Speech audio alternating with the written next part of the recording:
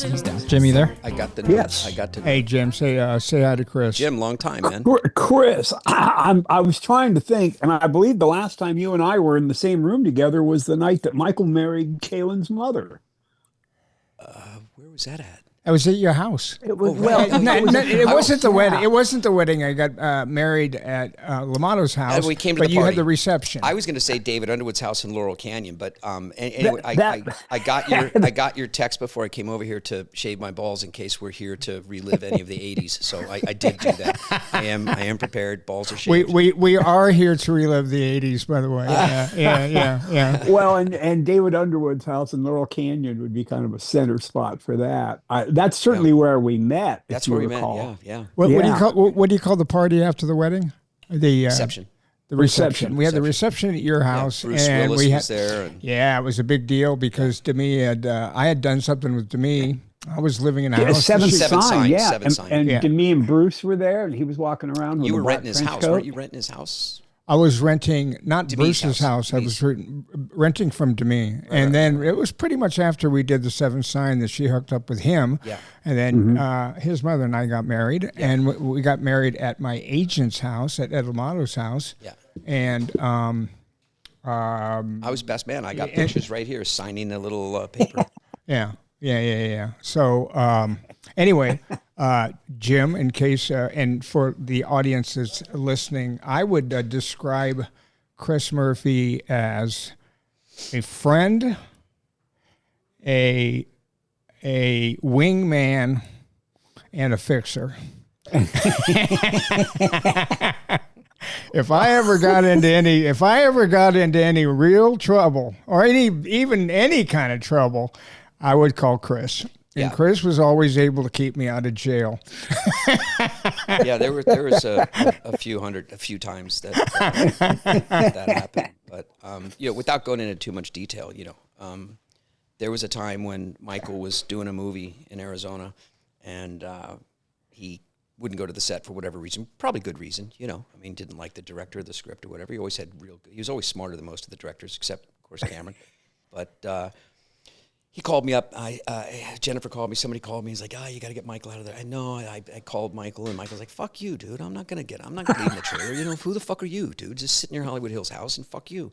So, okay. Next thing you know, Ed LaMotta calls me up, and I'm not gonna tell the whole story, Michael. Don't worry. That's all right. I don't even know what the story I is. know. I I know. Look, dude, you're 60 years old. Are I'm you 50. sure it was Tucson? Are you sure it was Arizona? Listen. Okay.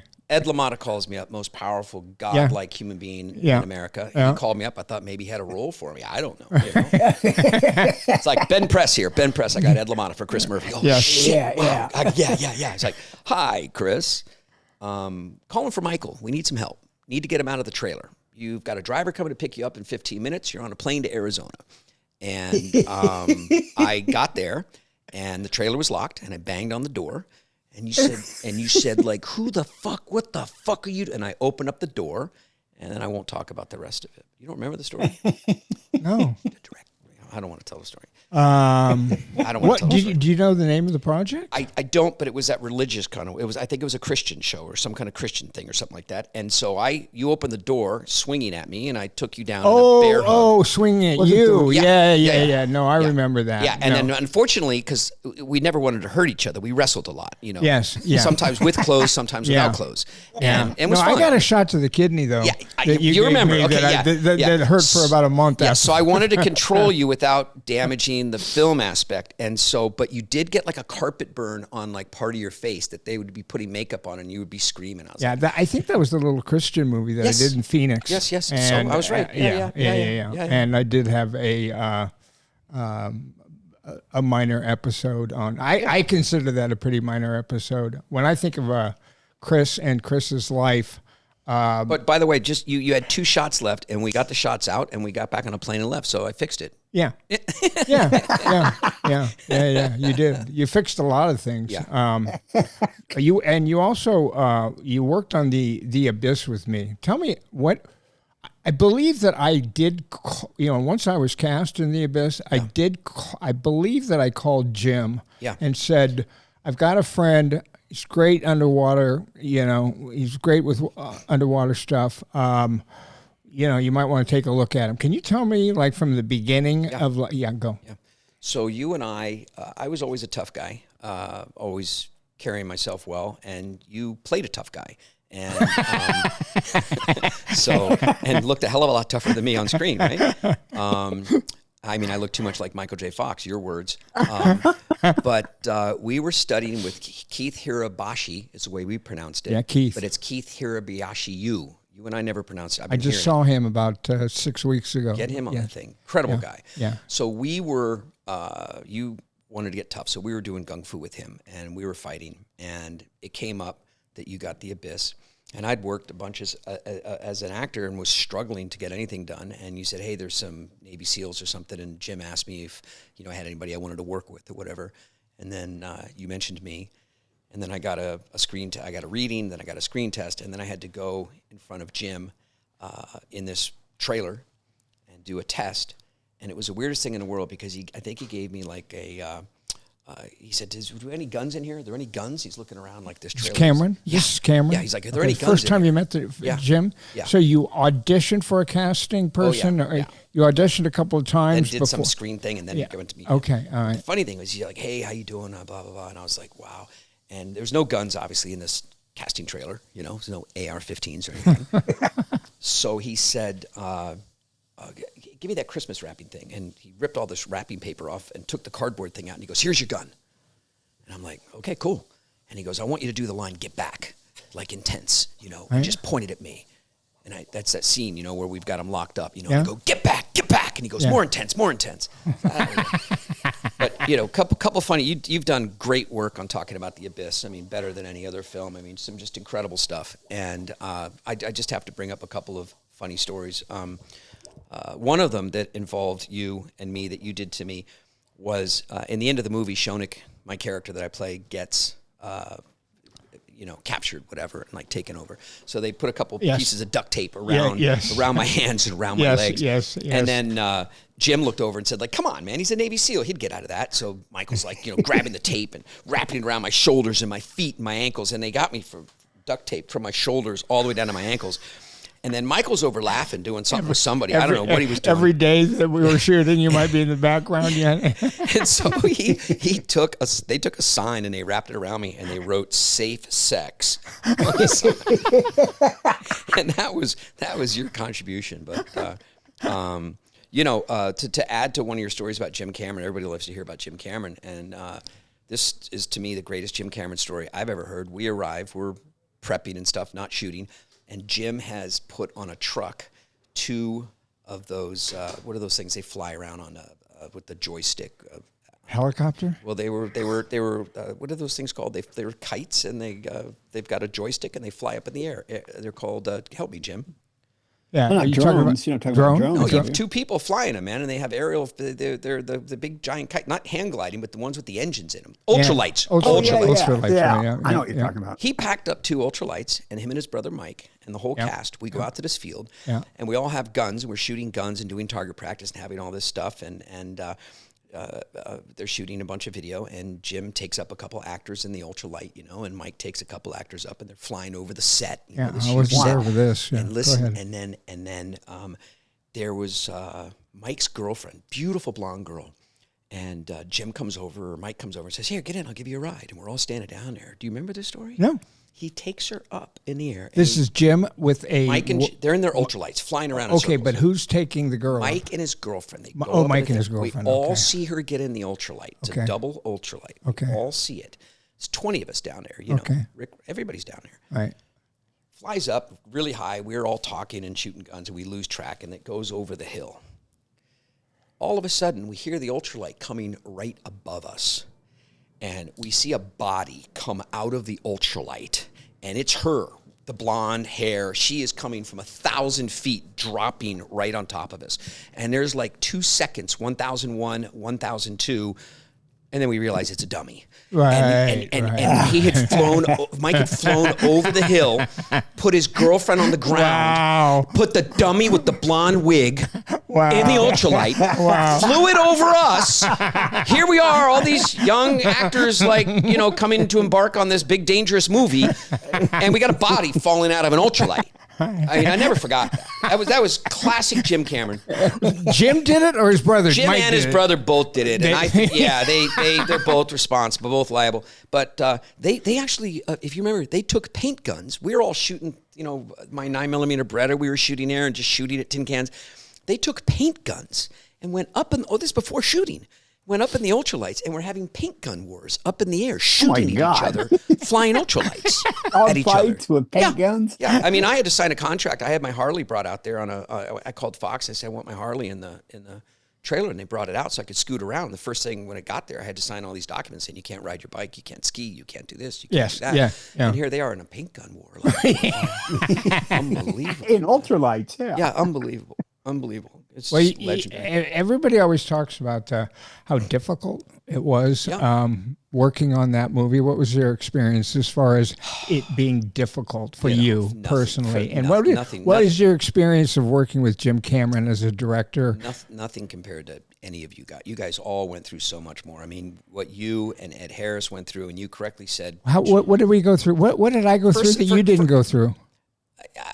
I think that fight sequence and stuff. I mean, that whole thing. I remember that being really, really tough. I love your story about looking at the double guy, but I just remember that you were on set for a lot of time, and it was a lot of stuff. And I mean, the underwater stuff. It never seemed tough to me. I was so grateful to be on the set, so grateful to be with Jim Cameron. People asked me in interviews for years afterwards, like, "What was it like? It must have been so tough." And I was like, I don't know. It's what actors are supposed to do, right? Like, we're supposed to ride horses and get hurt and do stuff. Right. Like, isn't that what we do? It wasn't hard for me. But Ed Harris went through some different stuff. He, my hat's off. What do you remember about Ed Harris and everything? Well, talk to me about Ed. Well, so Amy Madigan, his wife, who was madly in love with and madly loyal to, and talked about all the time. Still together. Yeah. Amazing. And that's not the case with so many of us other actors and stuff, right? I mean, he's a really loyal guy. I wouldn't know, but I'm not going to. I know. I don't know anything. But he knows everything. He was talking. I know nothing, he had not seen. It was 27 weeks. 27 weeks is a long shoot in South Carolina. Yeah, sure is. 8, 9, 10, I thought 12 we were in hours. Gaffney. You said we were. So we stayed in Spartanburg, next to a name of a restaurant I could never remember until now, the Cracker Barrel. All right. And that's where we walked next door and ate in that Cracker Barrel every day. Right. And couldn't figure out why we were drinking a gallon of water at night because of sodium. But anyway, Gaffney is where we shot. We stayed in Spartanburg. Okay. Yeah. Okay. So Amy Madigan, on the set, Ed was talking for weeks. He was very angry because he hadn't got to see her and wasn't allowed to leave on weekends. I flew back to L.A. a couple times because I was running Malibu Jet Ski and stuff. Well, I just keep your thought where you are. The biggest problem for me on that movie was the downtime. Yeah, because Jim would not let me leave either. Right. So if you can imagine, like he wouldn't let me go back to L.A. and I'd have like a week, 10 days off, and you and I'd get into trouble. Yes. Yeah, we'll get up to that city. We'll what city was that we used to go up to? Well, we used to drive to Greenville, which is an hour, get in trouble there. But then we got so bored with the food, we drove to Charlotte, which is 100 miles, just to get sushi. But we went there for the premiere. The Prince concert? No, we went there for the premiere. No, we went there for the premiere of the religious movie that they were protesting, that one of our actors was in. That Mel Gibson was in? Nope. The one with the cross, Jesus was portrayed as whatever, and there was huge protests in Charlotte. We went up there for that. There's an actor that worked on The Abyss that was in that movie. Okay. Yeah. That big, Last Temptation of Christ. Yeah, I was going to say would it be Last Temptation. Jim, you're supposed to be doing better than that. Come on, man. Let's go, Jim. Kalen gave a whole pitch on your movie knowledge. Come on, man. I know it's Last Temptation because there were protests around the time that and came we out, went there for that. We went there for a premiere of that. Who was in Last Temptation of Christ? I know Jim is now on the computer. Willem Dafoe was in it. No. Who was in The Abyss that was in that? There was an actor that we work with that was in it. Well, was it JP or somebody? Yeah, somebody was. Anyway, that's why we went there. Okay. Yeah. But so getting back to Amy Madigan and Ed real quickly is that he was not allowed to leave, and she couldn't come visit him, and then she couldn't come visit him for her own reason. Yeah, I don't know why. He wasn't saying, Amy. She was coming for a weekend, and he was ecstatic. I've never seen him happier. He's running around on the set, and he's just like, he is so happy that Amy's coming to spend the whole weekend, and I think even like a Monday, and they've got all these plans to just hang out and Yes. do whatever. And I remember it vividly, man, because I wasn't on set, but you were on set, and you came back and said, man, Jim blew a gasket, Ed blew a gasket, like Amy's coming into town, but Ed has to work through the weekend, and they have to get these shots, and they have to do this stuff. And so Amy came out, and I think they were on splits or something too, shooting like at midnight. And so she came for the weekend, but he worked the whole weekend, like 18-hour days. And I don't think he ever forgave Jim for that, Right. It was, I wasn't any part of it, but that was kind of my understanding of it, Yeah. Yeah. It was rough, rough for Ed. Yeah. But I didn't remember that. I remember, some frustration from him, and a weekend or two where, he kind of let his hair down, and just like, was, but he was a great actor, and he was... Still is, yeah. Oh, yeah. So, I heard yesterday I just heard that he's doing Yellowstone, or he's doing something. Incredible guy. And so do you remember when we met? I just told you this story last time I saw you, but basically I was at David Underwood's house, and I had left my car in the middle, not in the middle of the street. It's a pretty cool Datsun, like a 280 Datsun. It was a 280 Datsun Z, cool but it was all cars. torn up. That was a cool car. It used to. Yeah, it was 280 Datsun Z, and I parked it and gone in. Obviously, I'd gotten fucked up the night before, and gone in, passed out. And at like 6, 7 o'clock in the morning, all of a sudden there's just people, waking me up. You got to move your car. You got to move your car, because trash trucks. Trash truck. Right. This trash truck wanted to go up the hill to get in. Tiny little street. Yeah, couldn't get tiny by. It's a street. narrow street there, too, yeah. very narrow. And he wanted, this guy was serious. He wanted that car to move. And of course, me, I'm like, oh, fucking my keys. I'm not, like I left my. I think maybe the keys might be in the car, I left my keys in the car, Yeah. And next thing I know, you somehow... I just pulled up. Yeah, you pulled up and said, hey, what's going on? Well, this is a situation, Michael. This big guy in this fucking trash truck, Screaming really and yelling. fucking screaming and all pissed off. And Chris said, go get me a coat hanger. I'm like, what? Go get me a coat hanger. I'm like, okay. So I ran. I went and got a coat. He'd been on the scene for about 3 minutes at this point. Give me a coat hanger. I said, okay. I ran inside. I got a coat hanger. He undid the coat hanger, got it down through my window, put it like a loop on the end of it, got it down through the window, opened my car door, like opened the lock from the inside, broke into my car, basically, all within a matter... Expertly, yeah. Very expertly, all in a matter of about... This guy's 5 minutes. done that before. 5 minutes from the time he showed up. First time. And for the 45 minutes before that, it was like, well, I don't know. I think the keys are, and this was at David Underwood's house. That's where we met. So that's where we met. And we met, and I was staying with David. I just split up with Carradine, and I'd come back from the Abyss. That's right. And this was at... I 1985. was kind of looking 1985. Yeah, I was looking for a. It was the fall of 1985. That's right. And I was looking for. I needed a place to stay. Yep. I did not. You said The Abyss. You just finished Aliens. I just finished Aliens. And you'd met Gina over there, because when Gina you moved into there. my house, the next thing you know, Gina was there at my house. You flew her out from England. Oh, she came out quite that's a where- bit, that's but where it all began. I had a house that I owned in the San Fernando Valley. Been to it, yeah. And I had in Van Nuys, and I had a house, and that's what I lived in with Carradine and the twin boys, Devin and who Taylor. were 2 at the time. Right. Okay, well, she came over. I told her about an affair that I had. She left.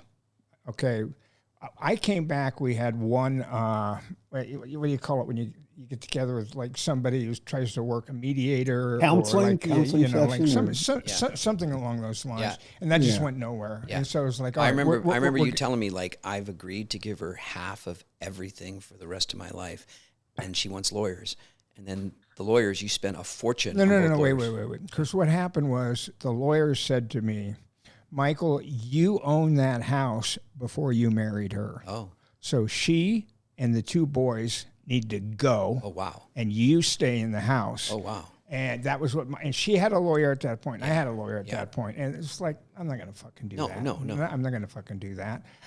And so then we talked. And the more we talked, the more we decided just keep. And I say this to anybody: get the keep lawyers fucking out. lawyers Get out them of it. out. Just keep the lawyers out of any of this stuff, because that adds up. So we were able to come to an agreement. Yeah. And it was. I kind of gave her the lion's share. Oh, yeah, you did just everything. because You know, you're she's got incredible. two. No, you were incredible. 2 children. Yeah, you were And- incredible. Yeah. Yeah, You've always I'm been not, that and way. I'm not trying to like stroke myself, but like No, but you've and- never I won't say how many marriages. I didn't know you were going to get into this, but and I won't say how many 14 kids you have, but you have always honorably, beyond any guy that I know, I've never once heard a peep out of you like, I had to give that bitch 100,000 or 500,000. You have just given them everything, and you've been incredible. about that. Michael's response to separating is she gets the lion's share. Yeah, it's great. He's used that phrase before. That's too. great. Lion's share. She gets the lion's share. Yeah. No, it's Anyway, let's get back to you. Nobody's interested in me. Where'd you grow up in California? I grew up in a small San town. Francisco? What was it? Well, Mill Valley. Mill Valley. And what's interesting is now, when I mention it, if somebody's really into rap music or something, they think they know something about rap. I've got something on even the biggest rap people, because I say, do you know where, now I can't remember his name, the biggest guy that was shot, in Vegas. What was his name? Tupac. Yeah, Tupac. Yeah, so I asked him, do you know where Tupac went to high school? Do you know where he grew up? And they're like, yeah, in Ohio. So I'm like, no, man. He grew up in the projects of Marin City, which is next door to Mill Valley, and he was bused into Mill Valley and went to Tamalpais High School. Really? Same high school that you went? Yeah, so listen to this. So Marin City, you Google all this stuff. Marin City was these tenement buildings built for World War II shipbuilders to come out and build ships during World War II. And it's positioned right in this little bay next to Mill Valley called, it's now like Sausalito Gate 5, where the record plant, famous recording studio, record plant's from. Yeah. And so Marin City, when I grew up, so I was the first year at Tam High where they started busing the blacks in from Marin City. I don't know where they went to school before, but we had a few blacks people that lived in Mill Valley, but all of a sudden they bust these kids in that didn't come with lunch money. They didn't have, parents in the house. There were a lot of them in jail and stuff like that. Yeah. And it was a hard transition. A lot of things occurred, in that initial Is 2, Mill 3, Valley 4 years. So Mill Valley, Marin County is like Westchester, New York, but it's the richest average income per capita. Right. Has the highest rate of divorce per capita in the country, the county, and has the highest rate of suicide per capita in the county. Wow. All 3 of those things. And so Mill Valley, I went to school, and the people that lived in Mill Valley, Steve Perry from Journey lived there, Bill Graham, the Grateful Dead, some Eagles, some Doobie Brothers. The guy that played the high school prom for me was a weird guy that was the house band at the Sweetwater Bar in Mill Valley. And I got to L.A., and he blew up, and I'm like, that's the guy that played, and that was Huey Lewis in the News. I bet. I was just thinking that's probably Huey Lewis. He was the bar band at Sweetwater. Everybody lived in Mill Valley because of the record plant, so they were recording all these great albums in Sausalito. And my memories of Mill Valley in the 60s and 70s, which I don't know how I can remember them because I'm 50 on Tinder, but 53. But a lot of naked people walking around because it was hippies and stuff, right? So I can remember going down to Boyle Park and there being... Is your clothes on or off? No, mine, I was 6 years old, 7 years old. Well, and there's women with great big painted stars on their breasts. And the scary thing for me was they all had hair like Kalen under their arms and on their midsection. Yeah. And so I as I got a little older, I started looking at Playboy. I'm like, oh, that's what I've seen. That it's just all hair. That's what it looks like. Little did I know. It's a whole different thing. But Mill Valley was a very trendy, very incredible place. All hippies, writers, poets. It's where Whole Foods started, Mill Valley, right there. And the Whole Earth catalog and the hippies, all of it began in Mill Valley. And Now it's just a very rich boutique. You go there now, and there's like 8,000 When bicycle guys. When you were in Mill Valley, how old were you before you started leaving home, getting on a bus, going into San Francisco, tearing stuff up, having fun? So it was a different time. Listen, to call you a juvenile delinquent. I was. Yeah. But I was in juvenile hall a lot, but it was for really stupid stuff. Staying out after curfew, joyriding on a motorcycle. Really dumb stuff. Yeah. But you're in a town with 15,000 people. The cops all know who you are. You know, I mean, when you see Chris Murphy, 11 years old, riding a motorcycle down Miller Avenue, they're like, there's Chris again, Right. But we did great. It was a great time. We used to play on the painters' nets underneath the Golden Gate Bridge. I mean, it was the 60s, 70s. So there were 2 girls that got pregnant in 7th grade, at the Mill Valley Middle School. Everybody was having sex. In 7th grade, Mill Valley Middle School, 2 girls. There was a song recorded by a grade school in Mill Valley. You're doing some Googling. You're doing some Googling there. No, I remember the song. Mill Valley, da-da-da-da-da-da. Yeah, it was a famous song. Yes. The kids at Old Mill. The elementary school called Old Mill did this song that played all over the country. And it's a very cute, Mill Valley, the place to be. And so what really cemented me being an actor was a guy named Martin Mull. Yeah, of course. Came to Mill Valley and did a movie. Okay. Without looking at your computer, Jim, tell me the name of the movie.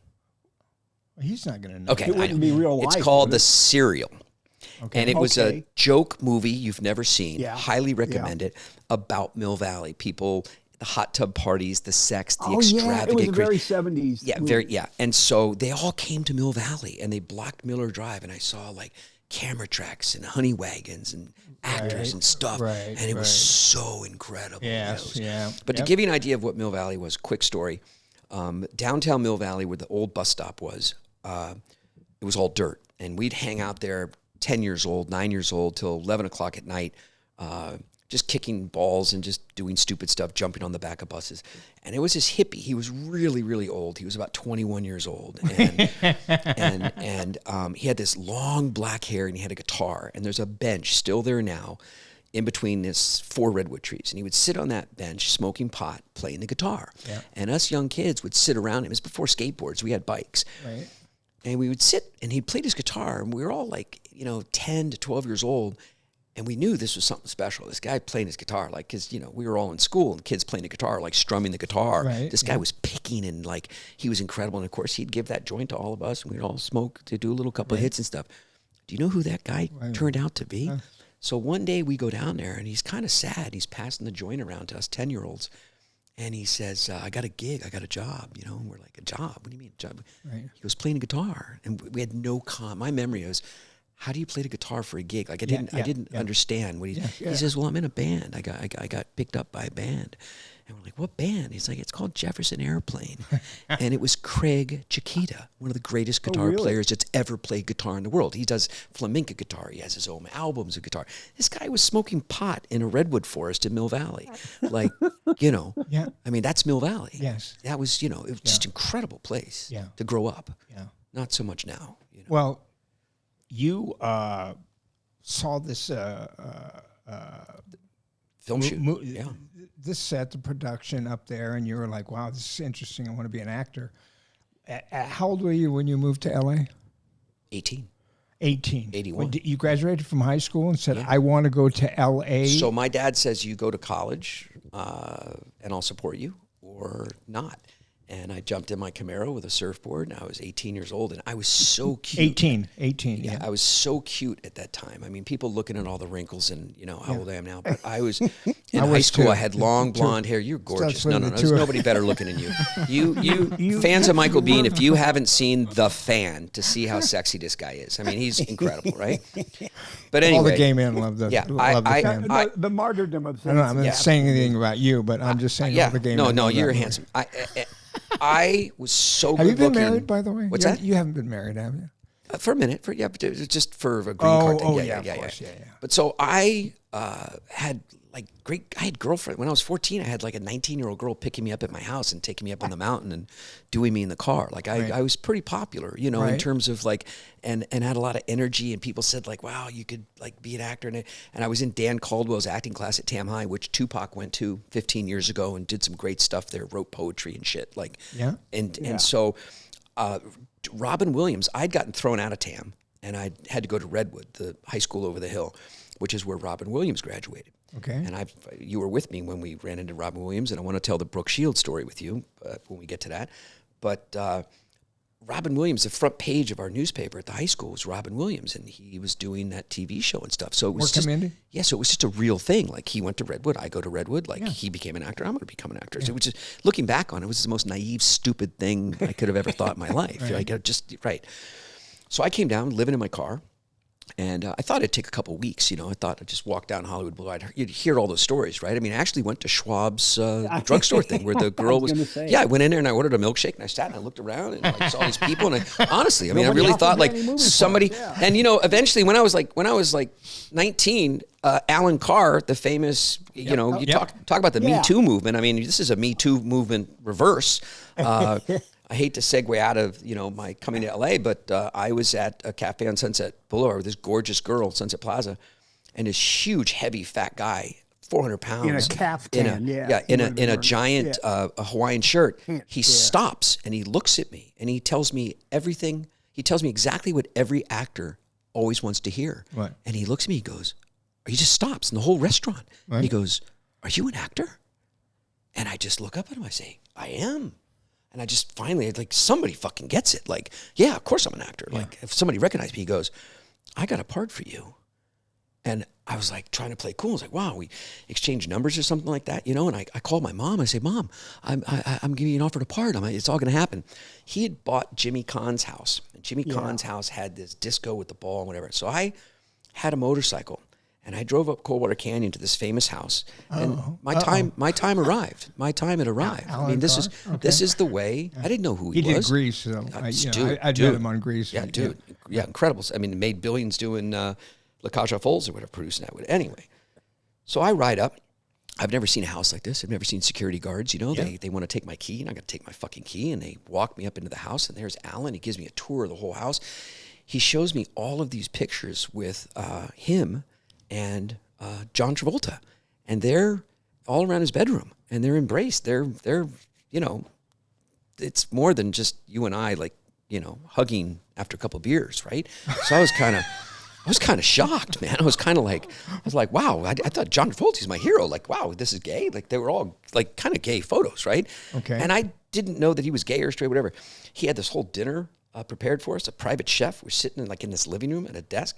He looks at me and he says, "What sports do you do?" He goes, "Well, you know, I do some boxing, I do baseball, I do wrestling."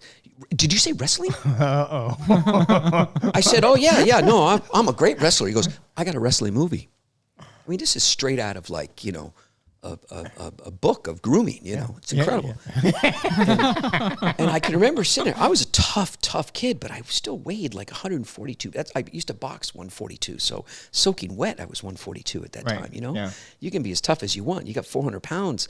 So I remember we finish at dinner, and there's this huge, giant security guard that, you know, looks like, you know, the Hulk, just sitting there with his hands crossed next to the table, because he knows what's coming. I don't know what's coming. He knows. This is not the first rodeo that these guys have been through. And this is my whole life. I mean, I'm finally being recognized for who I am and what I, you know, hadn't even gotten in an acting class. And this was the way it was supposed to happen. Right. He goes, "I got this wrestling movie. I got another movie called Where the Boys Are. You know, you're perfect for that. You've got such a great look." I mean, the whole dinner, he told me everything I've been telling myself in the mirror my whole life, you know. And he said, "Well, so you do wrestling, like, are there moves in wrestling? Are there like moves?" And I remember, like, "Oh yeah, there's moves, yeah." He goes, could you show me a couple of these moves?" "No, I know. I sound so stupid." So I was 19 years old, man. I was 19 years old. Now, if the guy wanted to listen, if Alan Carr was alive right now and wanted to wrestle me naked with oil for a job, I would do it. Sign me up, man. Single card above title, I'm in. But at 19, you know, I had my whole future. So we we got up from He the was table. a big deal in those days too. He was the biggest, dude. He was He huge. was Yeah. big. Yeah. And he had a reputation for throwing great parties. So we got up and he said, show me, how do you start? And I didn't want to get down on the ground and do the start where you got your hands, your knees, you do the start. So I put one hand around his neck, one hand on his elbow, and he goes, and what do you do? And I started to push his elbow and he flipped me over in a very experienced wrestling move, like almost a fireman's carry, shoved me on my back, put the whole weight of his chest on top of me. He couldn't move my body and started groping me, like, grabbing, like literally grabbing at me. And I was terrified. I got up. I don't know why. I was trying to protect myself. I was pretty disgusted and scared. I took the chair and I swung the chair and like hit his arm, his leg, and the security guard grabbed me and threw me out of the house. And I remember as I was leaving the house, he was screaming at me, "You will never fucking work in this town again. You will never." He hadn't worked yet. But I got on my motorcycle. I remember driving home, just the tears just coming down my eyes. I mean, I hear girls talk about being attacked and how traumatic it is. Yeah. I got over it pretty quick. I think it's harder for women. I'm not trying to, compare. Yeah. But I was crushed, man. It was. I never forgot about it. It was just a crushing experience because I just knew at that point, like, fuck, everything he was saying was not true, so it was hard. It was a hard. When did you, weren't you living almost originally in Carradine's backyard? Yeah. So I was living I had a 72 Camaro. I was living in the back seat, which has a hump, so you can't really sleep on it. And I remember being up in the hills and driving around and running out of money. And I went to the Rainbow Bar and Grill. And I see Michael Biehn, who I went to high school with, and he was like my idol. He was. You knew him in high school? Oh, dude, Michael Bihn's one of the most. We just talked about Michael Biehn with how Bobby great of Carradine, an actor he is, incredible guy. Yeah, he's like a half brother with Bobby. Right? It's very complicated. John Carradine, the dad. There's Keith. There's Chris. There's Bruce. There's everybody, right? And so I grew up watching Kung Fu like everybody else. We had 3 TV channels, right? How could you not watch it? Yeah, it was just of course. incredible. No, I loved Kane, it too. It was amazing. I loved it too. Yeah. So I'm at the Rainbow, and Michael's there, and he's working as a bouncer, and he says, like, where are you in the car? He goes, well, I'm living in a tent, dude. Why don't you come live with me in my brother's house? So we went up Laurel Canyon, and he's got this 16-man, huge army tent, and he's got his his pit bull named Russ, anyway, so we lived in that tent. We used the hose out in front. David had a daughter named Callista, and he was editing a movie called Matahari with her starring in it. And so we would go down into the house to like grab food, but when David was sleeping. And the stories that I have, I mean, one of the most incredible, David Carradine was just incredible to me. He was an incredible human being. Looking back on it, I can see kind of how messed up he was, because he was married or something to a woman. And Michael said to me, you want to see a really crazy tattoo? And I said, yeah, okay. So it was like 10 in the morning. David was unconscious in this editing room. Michael walked in, he lifted up the blanket, and David had gotten married to a woman and had 2 giant black balls tattooed on his testicles with a giant chain around his penis, a ball and chain. Had it, and it's one of those things I saw. But Michael's laughing at this. But I'm going to remind you of a story that shocked both you and I. Okay. That blew us out of the water. Okay. Because you and I, we're pretty hip, and you're so hip. I was going to say it would be quite a story, but blew you guys out of the water. Right. No, I got something that blew Michael and I. We were working on a show called Asteroid, NBC miniseries, and we had this wardrobe guy, set decorator guy, clearly gay, huge piercings in his ears and all over his face, the coolest, sexiest guy. I mean, just this guy really had it going on. And when Michael and I, he would walk up to our trailer, when you walk up those 3 steps and you're sitting in that couch low, whoever's walking in, your crotch is right in your face when you walk in. And this guy had a package in his pants that was like the size of a softball. And Michael was fascinated with it. He won't admit it now. I mean, he'd be like, God damn, that guy's he's big. He's big. I'm like, fuck, I know. And so he'd come with Michael's jacket or something like that or something and be like, fuck, man, what's he got in there? And we're both like really curious. And so it had to be me because I'm the one that, Michael would be like, hey, ask that guy why he's limping, It's okay, fine. So I said, dude, what's up? We're both, every time you walk in the trailer, your junk is right in front of us. And before we could say boo, he just took off this belt unzipped and pulled out everything that was there. And he had a sterling silver bar, like 4-inch bar, through the head of his penis with a bolt through the side, with huge sterling silver things and piercings on his testicles. And Michael looks at him, and we're both in shock. We're both, we don't know what. And Michael looks at him and is like, can you have sex? And he's like, oh, yeah, it's great. And Michael's like, with all of that on? He goes, oh, yeah, it's much better. Horrible. I had nightmares over that. Yeah, I had nightmares over that. It was horrifying. It was horrifying. Okay, go back to living with David Carradine. Yeah, no, David was like, and what you thought he was. David was incredible. He grew bean sprouts in the window, and I was, every time I got to see him or talk to him, I was just in just awe of him. And I remember him taking out some bean sprouts, and there was a couple beans that weren't cooked, and he held his hand out in front of me. He said, "Come here, Chris." And I just ran over, and he said, just look at this bean. And I remember just staring at it for like 2 minutes, because he did naked yoga around the yard. He was into the whole house was open. The shower was open to the whole living room when you shower. It was like it's called the glass house. It was a geodesic dome. Yes. Yeah, it was called a glass house. It looked like a bird cage sitting on top of a hill. That's a great description. Description. But anyway, he spent 5 minutes telling me how this bean is where life and humans and everything came from and the whole thing. And I understand. And I was just sitting there listening to him for 10 minutes. He'd go on long rants. Yeah. I mean, but really nice guy, man. Really fucking nice. When I met you, Chris, you were you already had your house. Correct? No, not correct. So anyway, I was living there, and he was doing a movie with Chuck Norris called Jim, the Chuck Norris Dennis Quaid movie, Lone Wolf McQuade. Wow, man, I'm good. I'm going to take your job, Jim. So he's doing Lone Wolf McQuade. I'm living in the tent, and they fly down the premier San Francisco Sifu, Gary Fung, who studied under the same people that Bruce Lee did in San Francisco. Yeah. And this little Asian guy came down and to be the stunt coordinator for Lone Wolf McQuade. Okay. He was the guy, if you watch Octagon, another Bruce Octagon starring Octagon with Chuck Norris. They're on a tanker, and all the ninjas rip off all the ninjas are getting killed by Chuck Norris, and in the very final fight sequence, Gary Fung rips his hood off and fights to the death with Chuck Norris. He's been in like 5 Chuck Norris movies. He's the most incredible martial artist. I mean, he would kill Keith Hirabayashi in a fight. He's a real deal guy.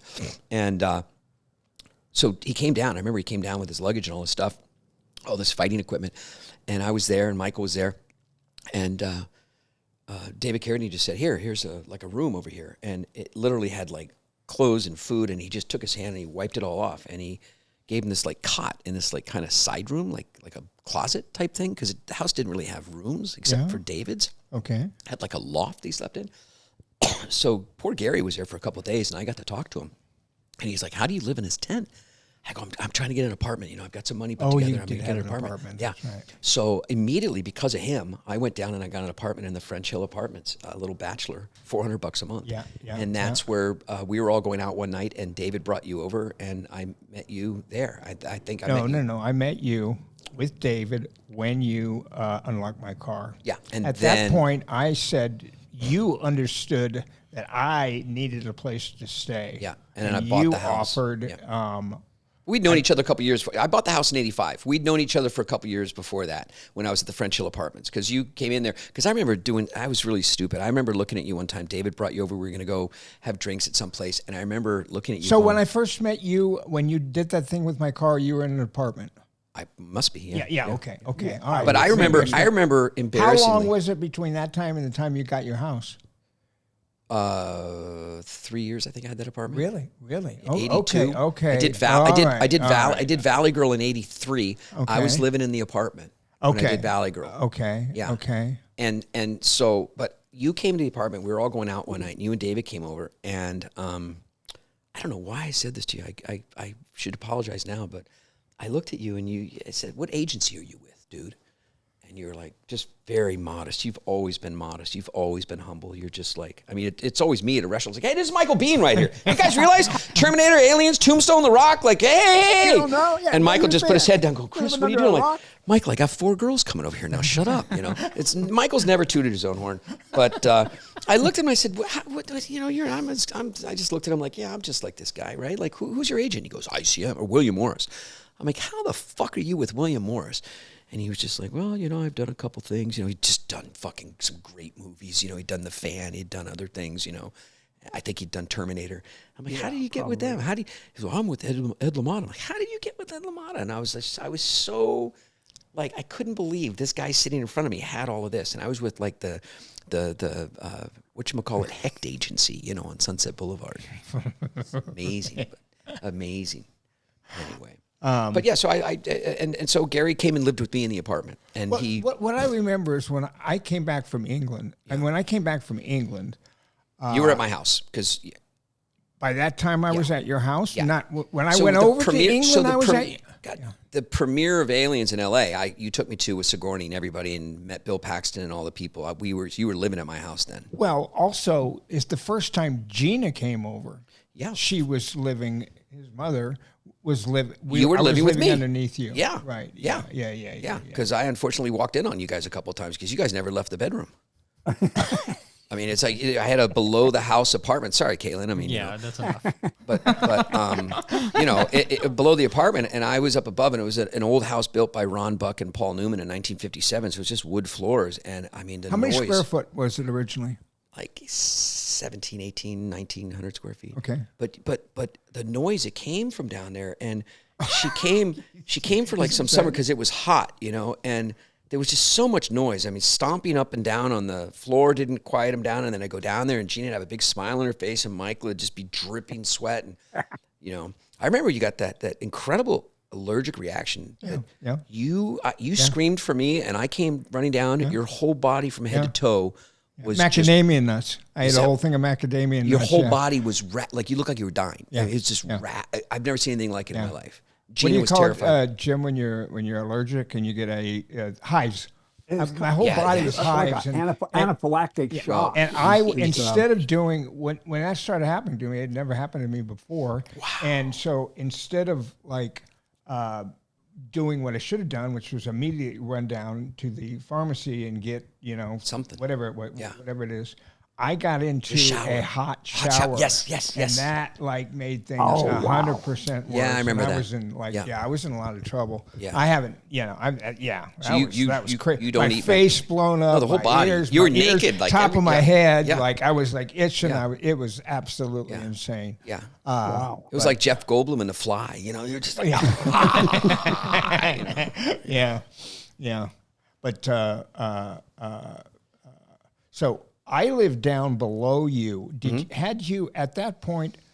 Hadn't you had some sort of animal living down there? Yeah. So I had Siberian lynx. I had African servals.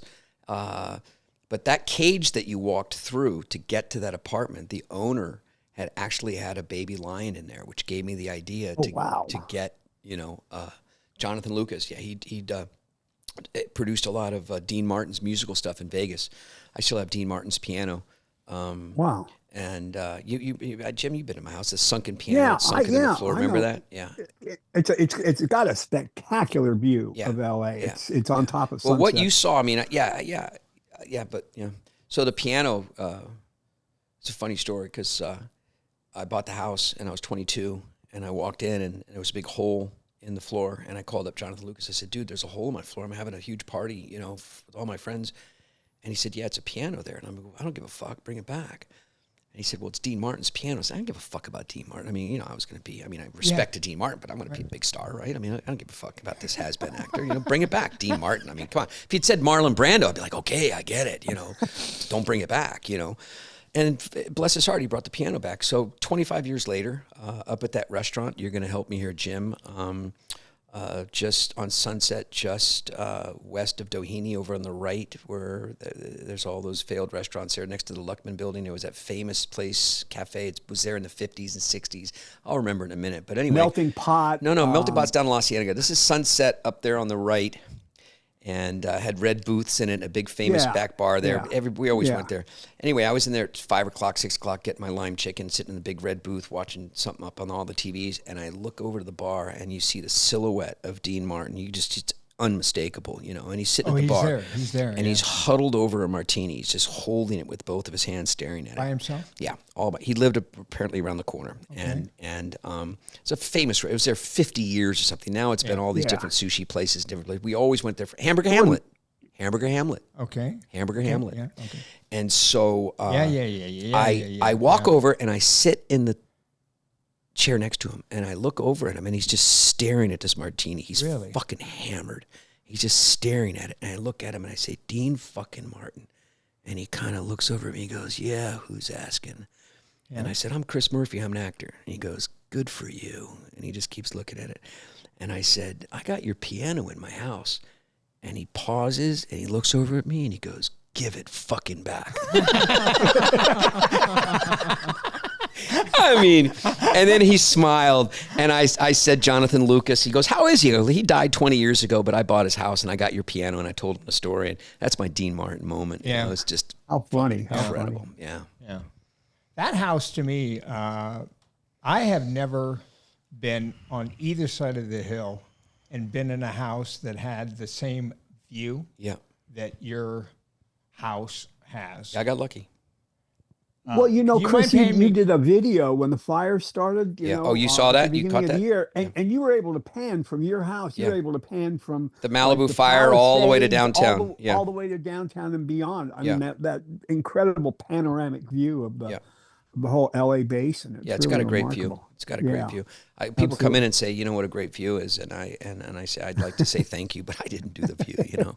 But you know, so one of the things, the biggest compliment I had a girlfriend of mine, Carrie, who was dating Francis Ford Coppola, and one day she says, hey, can I bring at the same time that she was dating you, or no, Carrie, my sister, my best friend. I never really dated Carrie. You know, Carrie. She's still in my life. She's friends with my daughter. Yeah, she's a great person. She's dating him. She dated a lot of celebrities. You know, at your wedding, she was dating, I'd have to look, Joe Piscopo. She brought Joe Piscopo to your wedding. Okay. Yeah, there's pictures with her and Joe Piscopo at your thing. But anyway, she brings in Francis Ford Coppola. And the guy walks in the house. And your house. Yeah, and I start touching him like as he's walking in, and I'm just talking 100 miles an hour, not something I do a lot, right? And I'm just talking. You know, I did The Abyss, I did this, I did that. Here's my whole resume, and I can dance, and I can sing, and I can, you know, and I'm just getting the whole thing. And he just walks in. He sits down in the chair, and he puts his hand up to my face. He goes, could you stop talking? and I just stopped. I'm standing over Francis Ford Coppola in my house, right? Like thinking, what can I do? Can I kidnap him? Can I force him to give me a role? What can I do? And my mind's just racing, and he's looking at the view. He says, I've never seen a view like this in my entire life. He goes, I've been all around the world. I've never seen a view like this. And he gets up after a few minutes, and he walks over to the edge. He puts his hand on the glass. Usually I tell people, take your fucking fingers off there. There's going to be fingerprints on it. I didn't say anything. He looks down at the cliff, and it's a straight cliff right down Hollywood Boulevard. And he looks at me, he goes, you know, it's too bad you don't have a pool here. I said, oh, no, it's coming. Oh, I'm building a pool. And he's like, how are you going to build a pool? It's like, it's a cliff. I said, well, I'm gonna hand dig caissons underneath the house. I'm going to put some grade beams out. I'm going to float the pool over Hollywood Boulevard. Never going to be done. Well, Francis, if you're listening, I got a 60-foot, 9-foot deep saltwater pool hanging off on my cliff.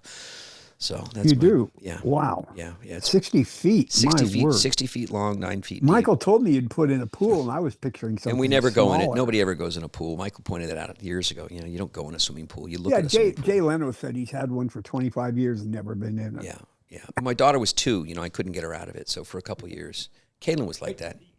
You took do you mind telling me what you paid for your house originally? No. It's so, you know, before I say the figure. Because it was like a kind of a shack. No, but recently a lot of people have asked me, just young people, YouTube, how much you pay. And when I give them the price, they're shy. I have to explain to them, I was paying $400 a month rent for an apartment. Yeah. Okay. Which is good. It wasn't cheap. It wasn't expensive. It was just, that was the price, $400. Okay. For a bachelor. Yeah. And so my house, when it sold, was the highest price sold for a house up in that little area, forgetting the bird streets, but up off of Queens Road, the most expensive house in 1985, $330,000. So to make that relative to people now, my mortgage was, because I put 30% down. So my mortgage was $2,649. I came from paying $400 a month to $2,600 a month. So basically it'd be like if you're paying, it's $5,000 for a 2-bedroom apartment in a nice building in Hollywood, you move from that apartment paying $5,000 and do the math, you're going to pay now 30. So when I got to that house, man, I was in a furnished apartment. So I came with a couple of blankets. Jonathan gave me some pillows and some stuff, left a bed there for me. Yeah. I was terrified, going from $400 a month to $2,700 a month. I was terrified. Right. Such a jump, It was such a jump. You had the Corvette by this time? Or? I had the Corvette. Yeah. Yeah. What year was that? 85.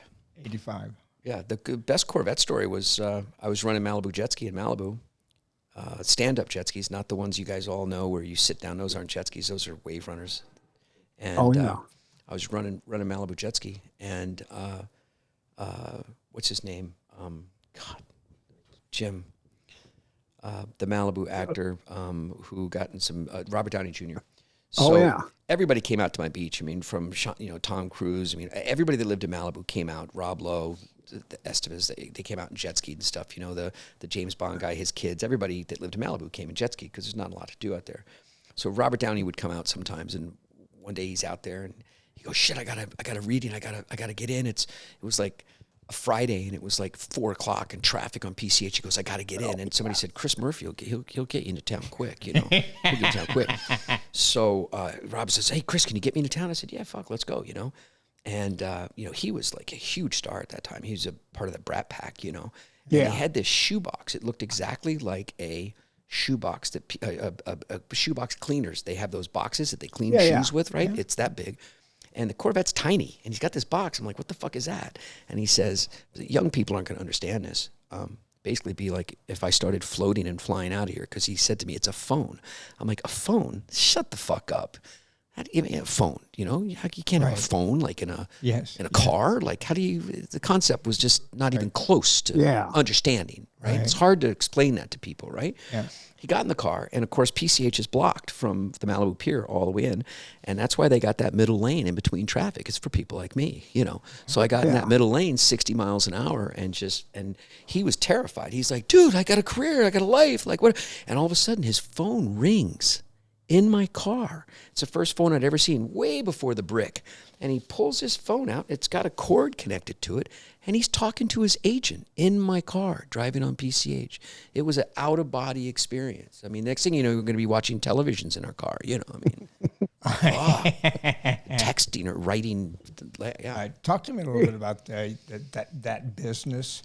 When you start, because, again, you've always been somebody that is entrepreneurial, but at the same time too, you ran a business in Malibu that was a business, and the city of Malibu had nothing to do with it. You basically just went out to the beach and opened a business. Tell me, from kind of beginning. So it's couldn't support myself acting, and was always looking for stuff. So I went with my mom to Maui when I was like 18 years old, and she gave me the credit card and said, "I want to jet ski and go down to the beach." And there was these stoned out surfer guys on the beach with a little pouch on their waist, and you signed up at like 9:00 in the morning, and you would go out at 2 p.m. That's how busy it was. And there was like 20 jet skis out there.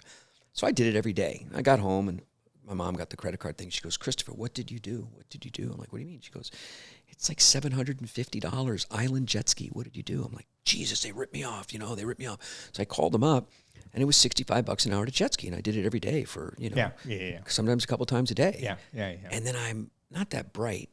And I started thinking, like, these two guys smoking weed on the beach, and my time at 9 was 3. I started thinking 40, 50, 60 people, $65 an hour. Oh my God. These guys are making $5,000 a day on the beach. So I started the groundwork for it. I bought an old Sears truck. My dad co-signed for 2 jet skis with household finance, and I just brought them down to the beach, put a sign, jet skis, and made like $400 the first day. Like, just had like 3 or 4 people, and then it built it up to having 40 to 60 people a day, floating docks out in the ocean. Ron Goldman was my 2-man volleyball partner. He worked at Pierview Cafe. Ron Goldman. Really? Yeah, he was my 2-man volleyball partner at my beach. We had a volleyball tournament there. Of O.J. Simpson fame. Yeah. He was a good kid, man. He's a really good kid. He was the one who got killed, right? Correct? He did. He was not a fighter. You know, his idea of party. He was a waiter. Everybody talked about whether he was dating her or whether or not. I mean, he was such an innocent, sweet kid. He was really like, when you listen to his dad, Fred Goldman, talk, I mean, he was a really nice kid. He'd come down to the beach and he'd have like a Corona, and he'd drink his one beer at the end of his shift. He's a good kid. Yeah. But a lot of great stories out of 10 years of running Malibu Jet Ski. And then the city of Malibu does not have a sewer system out there. You know, all those $50 million, $100 million that's very homes true. out there, they got to have a truck come up and suck all their shit out of their driveway. And all the Malibu homes? There's no sewer out there. Okay. No sewer. Okay. Yeah. Barbara Streisand's house in the bluff, they got, So the city of Malibu wanted to put in 1994, they wanted to put the LA sewer system out there. And in order to pay for it, to connect all those houses, they were going to release all the bluffs for houses and stuff. There's a lot of city property up there. Yeah. And they were going to just blow the place up and build 30,000 homes or whatever.